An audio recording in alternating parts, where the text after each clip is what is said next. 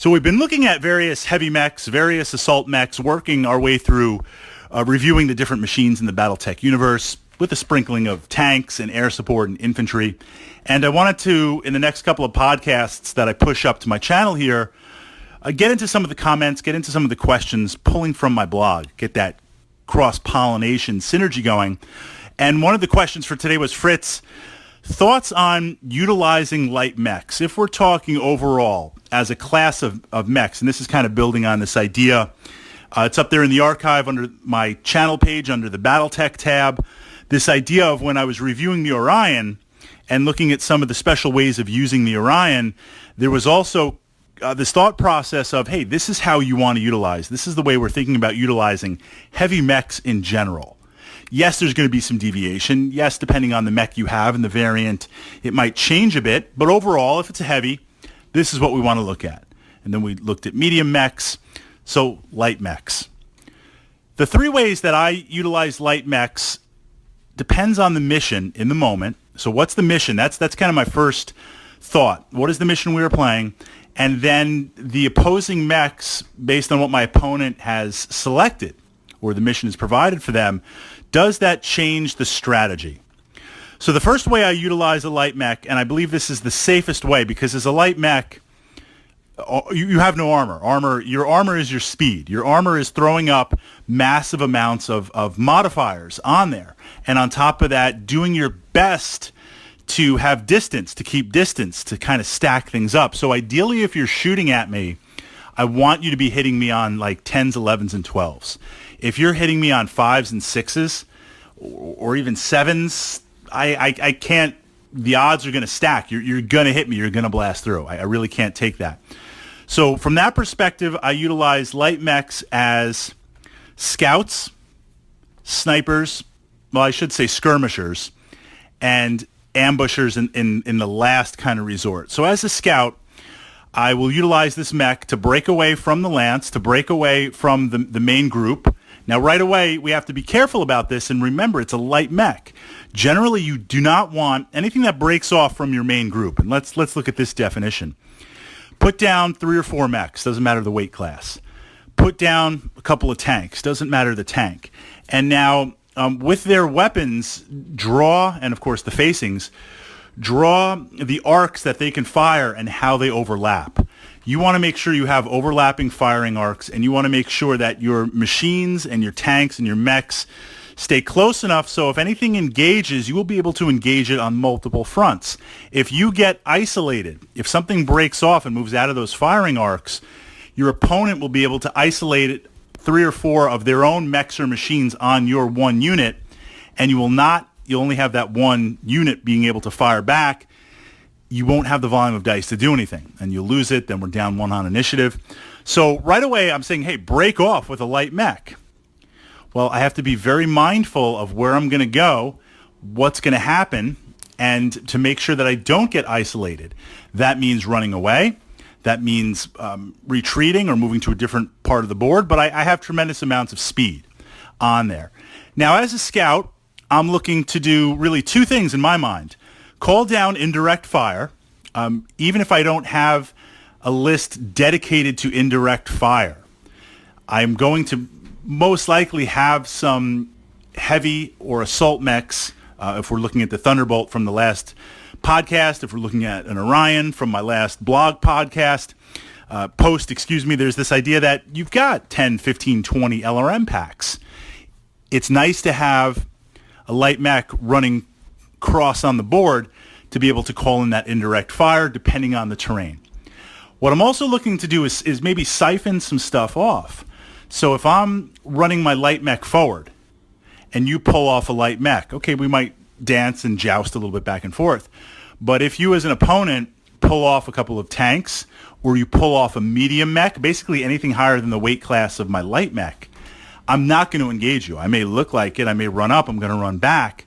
The damage, the tonnage of my light mech is not doing damage, but if it's occupying tonnage that's higher or has better weapon systems, those are weapon systems that are not going against, that's tonnage that's not going against the other aspects and vehicles and infantry in my lance.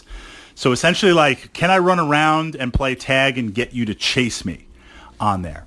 That's the conservative way of using a light mech, because at any moment, if I'm threatened, I'm going to redeploy and I'm going to get out of there. The second way is as a skirmisher. So I think of this analogy with like the Roman army, where you had everything lined up and you're moving forward, but then there were units that had javelins, lightly armored, slings, and they just kind of break rank, throw some stuff, shoot some stuff, and run back. So the idea is to harass. The idea is to skirmish. An example of a good, I know we're talking overall strategy, but the first mech that comes to mind, and this is one that I run, the Thorn. It's relatively cheap. It's fast. It has an LRM 5-pack, and it has the medium lasers. 5-pack's not going to do a ton of damage, but in terms of range, it has great range on there. It could indirect if it had to. That's the difference why I take, with the Thorn, the LRM pack as opposed to a light mech with an autocannon or some sort of variant. Because you'd say, Fritz, well, you can get equal range, and you have the guaranteed damage of an AC-5 on there.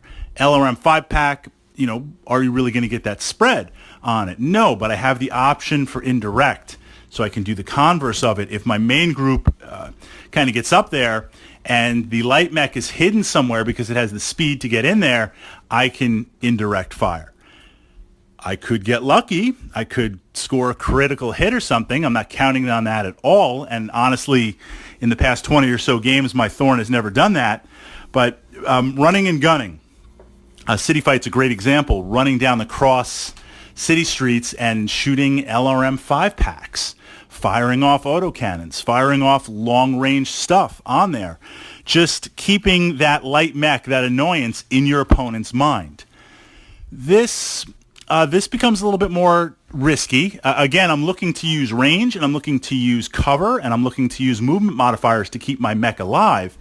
Because in theory, if I'm connecting in terms of range with an LRM pack to you, you've got range to hit and connect back to me with some of those shots if you have it. So it's kind of this skirmish type back and forth.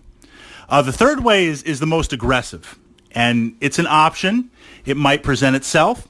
You might see an opportunity to seize the momentum of the game and do this, or you might be pressed based on the mission or how things go. We're going to directly engage.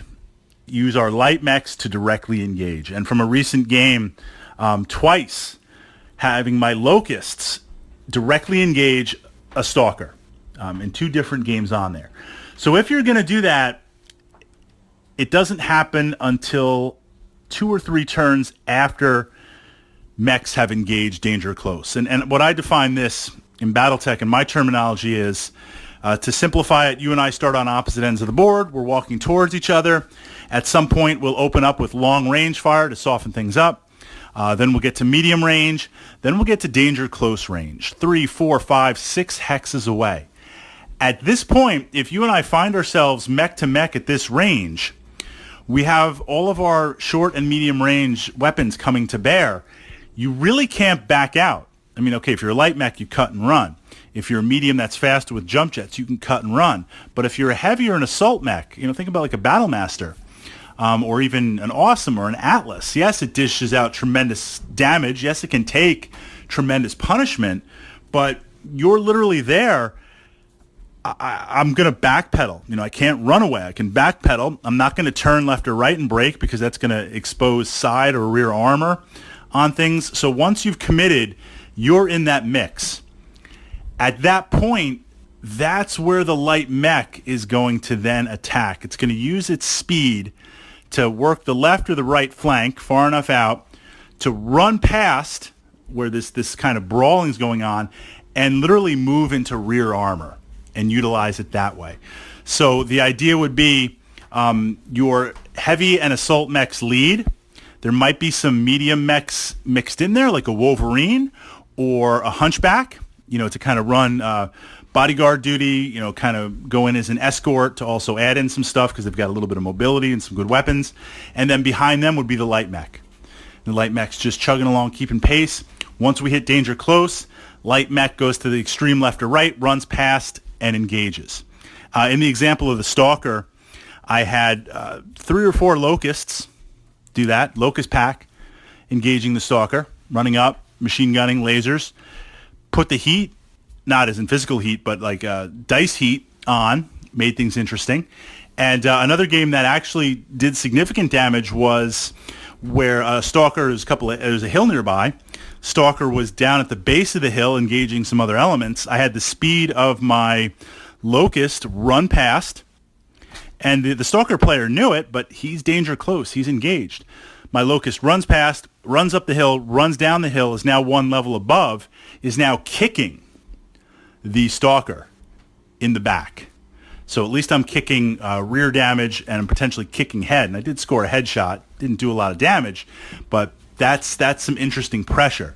The challenge here, if you're aggressive with that, I mean, that Stalker turns around or another mech engages on there, you've got a lot of trouble. You have the speed modifiers maybe, but you don't have the range modifiers. And if you're going up against a heavy or an assault mech that can throw down, 3 or 4 medium lasers, some SRM packs, like your autocannons, you're in a lot of trouble.